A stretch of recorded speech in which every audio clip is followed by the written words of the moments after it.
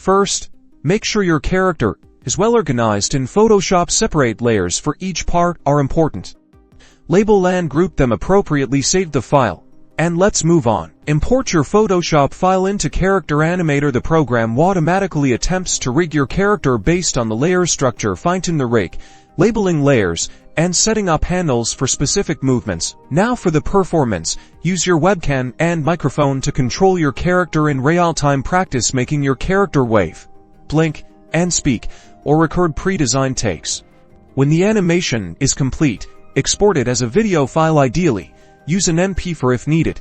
Set the background to transparent so it blends into any scene. Back in Photoshop, import the animated video position and resize the animated character, adjusting layers to blend the animation seamlessly with your original artwork. Congratulations, you have successfully animated your Photoshop character.